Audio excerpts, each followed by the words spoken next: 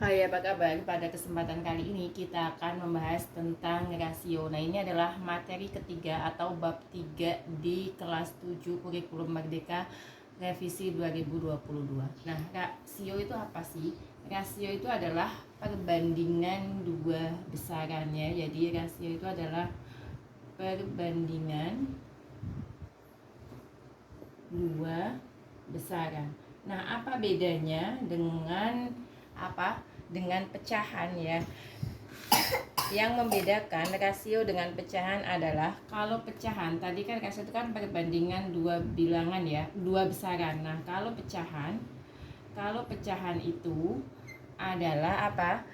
Berapa banyak bagian dari keseluruhan, adalah banyak bagian dari keseluruhan. Nah, nanti ini kalian bisa lihat di halaman 88 ya. Di halaman 88 itu ada sebuah gambar yang terdiri dari 4 gelas susu. Kemudian berapa? 6 gelas coklat. Nah, jadi 4 gelas susu dan 6 gelas coklat, berarti semua gelasnya itu kan ada 10. Nah, ini kita akan melihat mana yang rasio, mana yang pecahan. Nah, dilihat soal bawahnya kan kita bisa jawablah pertanyaan berkaitan dengan pecahan dalam perbandingan berikut. Dan perbandingan 1, berapa banyak gelas berisi coklat dari keseluruhan gelas berisi minuman. Jadi, berapa banyak gelas coklat dari seluruh keseluruhan gelas yang berisi minuman. Berarti kan kalau ditulis gelas coklat itu kan 6 ya kan? Dari keseluruhan berarti semua gelasnya, berarti 6/10. Nah, ini yang disebut dengan pecahan. Jadi bagian dari banyak ke keseluruhan. Yang B, berapa banyak gelas berisi susu dari keseluruhan gelas yang berisi minuman. Berarti ini halaman 88 ya. Yang B, berarti kan kita ditanya susu dari seluruh gelas ke keseluruhan. Berarti ini juga masuk daripada pecahan. Yang ketiga, berapa banyak perbandingan gelas berisi susu dengan gelas berisi coklat ya. Perbandingan gelas berisi susu ya dengan gelas coklat, berarti 4 banding dengan 6. Nah, inilah yang disebut dengan perbandingan atau disebut dengan rasio. Jadi perbandingan dua besaran. Kalau yang A dan B tadi adalah masuk pada pecahan. Nah, perbandingan ini biasanya dituliskan dengan A.2. Titik 2 ini bukan pembagian ya, tapi perbandingan A banding B, dan bisa ditulis dalam bentuk paling sederhana. Jadi misalnya yang C ini kita sederhanakan ya, 4 banding 6. Ini kan sama-sama kita bisa membaginya dengan 2. Berarti 4 bagi 2 itu 2, 6 dibagi 2 itu adalah 3. Artinya apa? Dalam setiap 2 gelas susu terdapat 3 gelas coklat ya. Itu adalah perbandingan. Misalkan lagi ya. Misalkan lagi ada di halaman 90 ya. Di halaman 90. Di situ ada gambar piring berisi 1 donat coklat. Jadi 1 donat coklat ya. Kemudian 3 donat meses,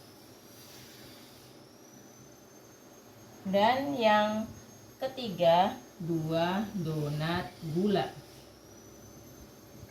Nah, ini dalam satu piring ada 1 donat coklat, 3 donat meses, dan 2 donat gula. Yang pertama, nyatakan rasio dari banyak donat meses terhadap donat coklat. Donat meses terhadap donat coklat. Yang kita sebut dulu adalah meses, kita banding dengan coklat. Berarti berapa?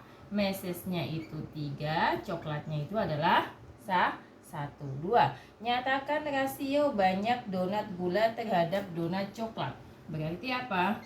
Gula banding dengan coklat. Gulanya ada berapa? 2, coklatnya ada 1. Yang C, nyatakan rasio banyak meses dengan gula. Mesesnya tadi 3, berarti langsung aja ya. Yang C mesesnya 3, gulanya 2 ya.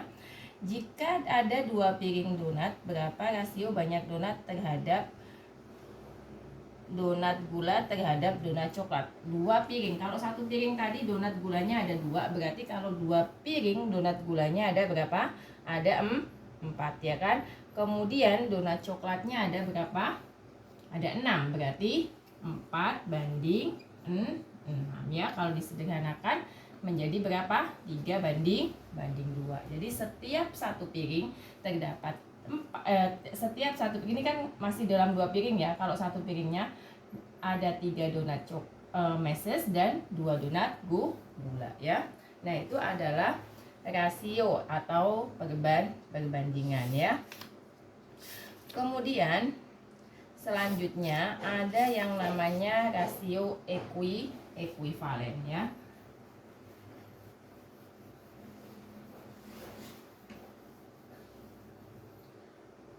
Rasio ekuivalen.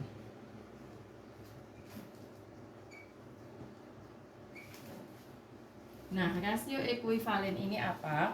Rasio ekuivalen itu adalah perbandingan atau hubungan yang sama antar bilangan. Yakni rasio antar bilangan. Jadi yang sama ya, rasio antar bilangan.